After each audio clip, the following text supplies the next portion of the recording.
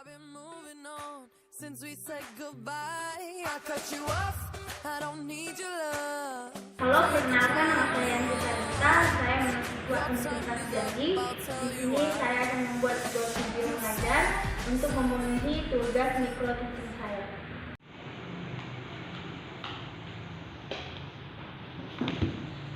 Selamat pagi anak-anak. Iya, semoga semua sehat-sehat saja dan baik-baik saja ya. Sebelum kita mulai pembelajaran, ada baiknya kita berdoa menurut agama dan kepercayaan kita masing-masing. Doa dimulai. Doa selesai. Ya, sebelum Ibu mulai pembelajaran, kita akan absen dulu. Terlebih dahulu agar Ibu tahu siapa yang hadir dan tidak datang. Egi, Lia, Maya, Adam, Irma, Farhan, Luul. Ya, semua hadir ya. Ibu senang sekali semuanya bisa hadir. Oke, kita akan masuk mengenai materi tentang jenis dan ciri-ciri manusia purba. Sebelum Ibu jelaskan materi pembelajaran kita hari ini mengenai jenis-jenis dan ciri-ciri manusia purba, Ibu akan menjelaskan terlebih dahulu KD dari pembelajaran ini. KD-nya itu yang pertama menganalisis kehidupan manusia purba dan asal-usul nenek moyang bangsa Indonesia. Dan yang kedua itu menyajikan informasi mengenai kehidupan manusia purba dan asal-usul nenek moyang bangsa Indonesia. Serta yang ketiga ada memahami hasil-hasil dan nilai-nilai budaya masyarakat praaksara Indonesia termasuk yang berada di lingkungan terdekat kita. Nah, Ibu kan sudah menjelaskan mengenai KD dari pembelajaran kita hari ini. Jadi, Ibu akan menjelaskan dari tujuan pembelajaran ini. Yang pertama, tujuan pembelajaran ini mengidentifikasi kehidupan manusia purba melalui buku teks. Jadi, kita bisa melalui buku teks kita bisa mengetahui kehidupan manusia purba. Dan yang kedua itu bagaimana? Yang kedua itu memahami peta asal-usul nenek moyang bangsa Indonesia. Yang ketiga, bagaimana kita tahu corak kehidupan masyarakat pada masa zaman praaksara. Dan yang keempat itu kita bisa mempresentasikan karya tulis tentang kehidupan manusia purba dan asal-usul nenek moyang bangsa Indonesia tersebut. Baiklah anak-anak, jadi ketika kita mempelajari sesuatu, kita harus bisa mengambil nilai dari pembelajaran tersebut. Jadi nilai karakter yang bisa kita ambil, yang pertama itu adalah cinta tanah air. Yang kedua, kita harus melihat nilai gotong royongnya. Dan ketiga, kita disiplin. Baik, Ibu tadi sudah menjelaskan ya. Maka kita akan masuk ke dalam materi kita, jenis dan ciri-ciri manusia purba. Bu, bagaimana sih rupa dari wujud manusia purba itu? Yang pertama itu ada Meganthropus paleojavanicus yang seperti ini.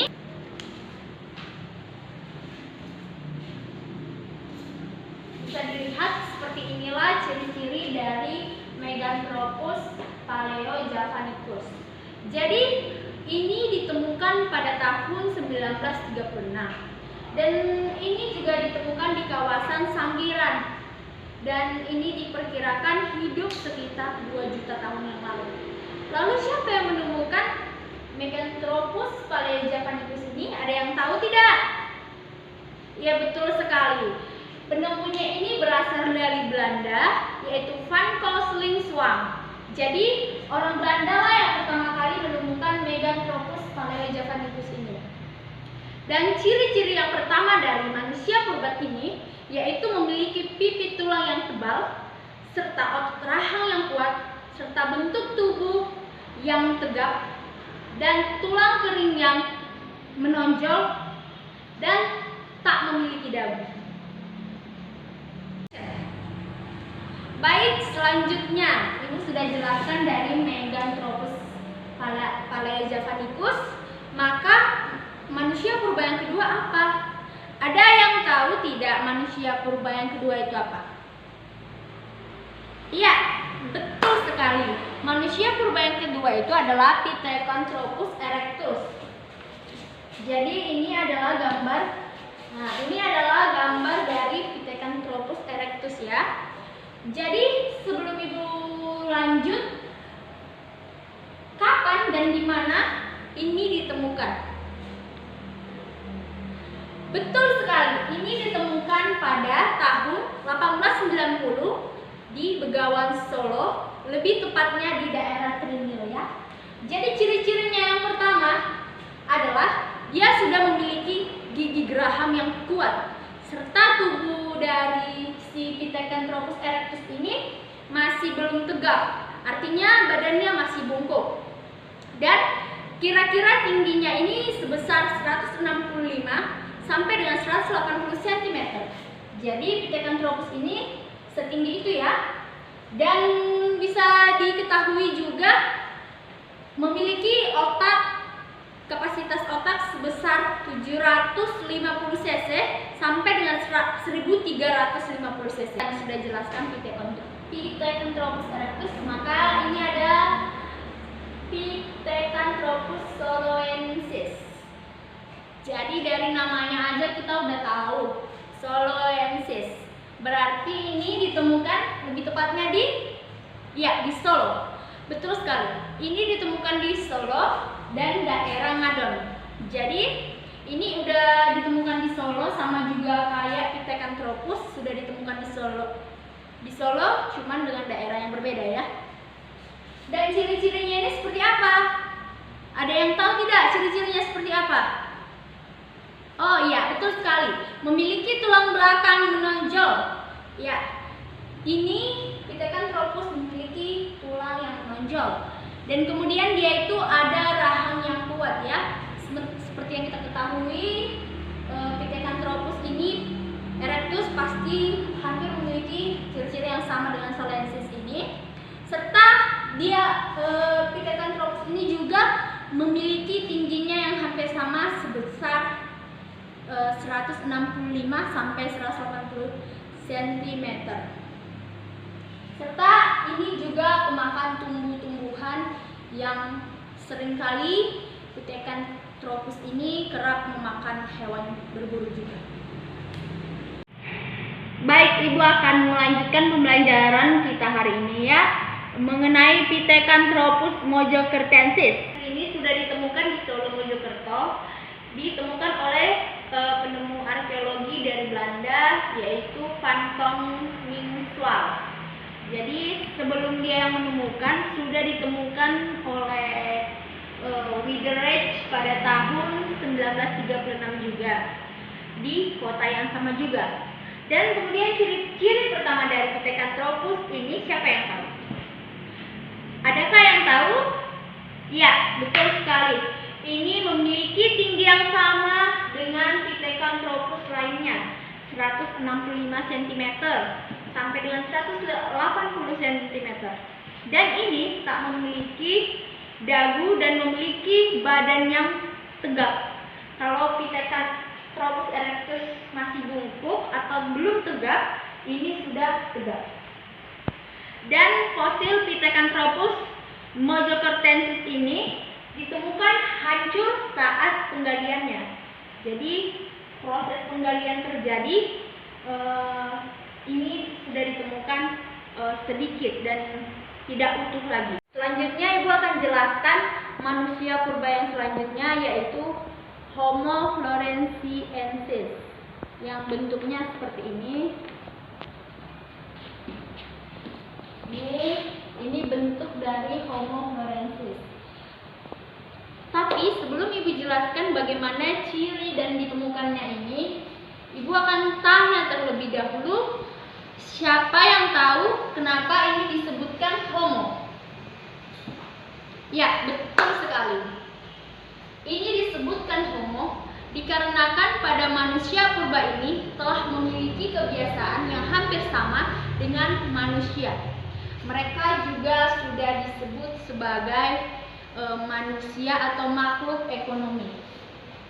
Dan ini pertama kali ditemukan di Pulau Flores, Nusa Tenggara, karena bisa dilihat dari namanya Flores ya. Dan diperkirakan ini sudah lama hidup, 12.000 tahun lalu, dan manusia purba yang ini sudah hidup berdampingan dengan manusia purba lainnya. Dan ciri-ciri manusia purba ini yang pastinya yang pertama, memiliki tinggi badan hampir 1 meter dan bentuk dahi sempit dan tak menonjol lagi seperti manusia purba lainnya, karena bisa dikatakan hampir serupa dengan manusia tapi bukan manusia.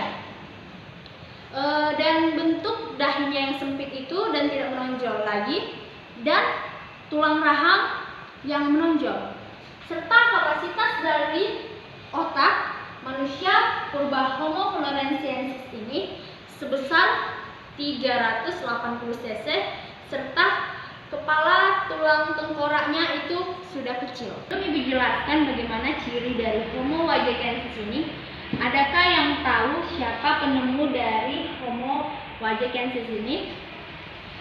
Ya, betul sekali. Penemunya adalah Eugene Du Bois. Jadi penemunya itu adalah Eugene Du Bois, dan ini ditemukan di daerah Campur Darat Tunggang Agung di Jawa Timur. Serta bagaimana ciri-cirinya, Bu?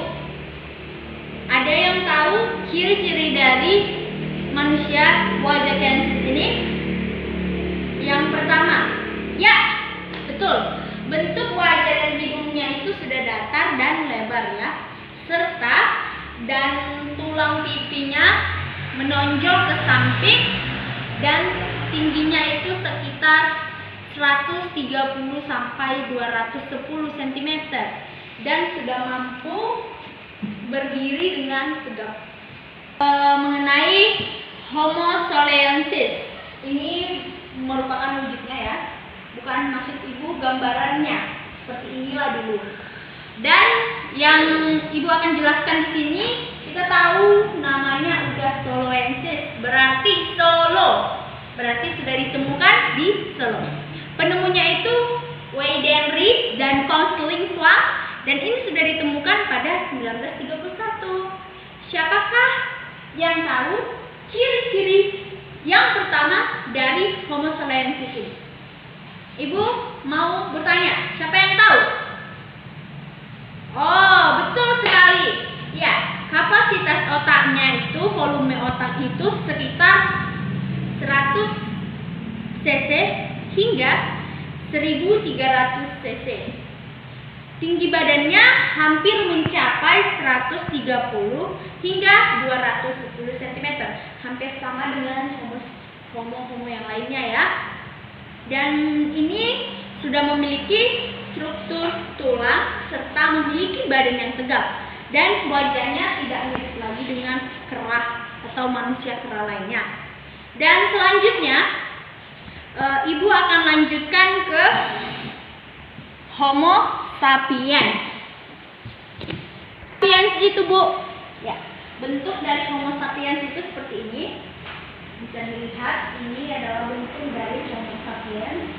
Dan ini adalah jenis manusia purba yang sudah hampir seperti manusia, dan usianya yang paling muda hampir memiliki usia yang layak dikatakan seperti manusia modern. Dan manusia purba Homo sapiens ini dikatakan sudah memiliki kehidupan yang sosial, berpikir cerdas. Lalu, Bu, bagaimana ciri-cirinya? Bagaimana ciri-ciri dari manusia Homo sapiens ini? Pastinya sudah Ibu katakan Homo sapiens ini sudah memiliki ciri-ciri yang sama dengan manusia purba, sudah memiliki struktur tubuh juga mirip dengan manusia karena bentuk tengkuk dan tulang wajah kecil serta tidak menonjol. Jadi tidak menonjol seperti manusia purba yang lainnya. Dan sudah memiliki daging dan tulang rahang yang tidak terlalu kuat lagi. Bisa kita ketahui Homo sapiens bisa dikatakan adalah manusia purba yang terakhir. Itu tadi pembelajaran mengenai jenis dan ciri-ciri manusia purba ya. Ibu harap kalian dapat membaca kembali manusia purba itu seperti apa. Dan biar lebih paham lagi, diulang-ulanglah membacanya. Dan sebelum ibu tutup dan akhir ini, ibu mau ngasih tugas sama anak-anak. Tugasnya itu tentang peninggalan manusia purba di Indonesia. Jadi bisa dibuat dalam bentuk pop-up dan bisa dilihat dari internet. Oke, sekian pembelajaran kita hari ini. Ibu akan tutup dengan doa. Mari kita berdoa dengan agama dan kepercayaan kita masing-masing. Doa dimulai. Amin. Doa selesai. Baik, untuk anak-anak yang ingin pulang dipersilahkan.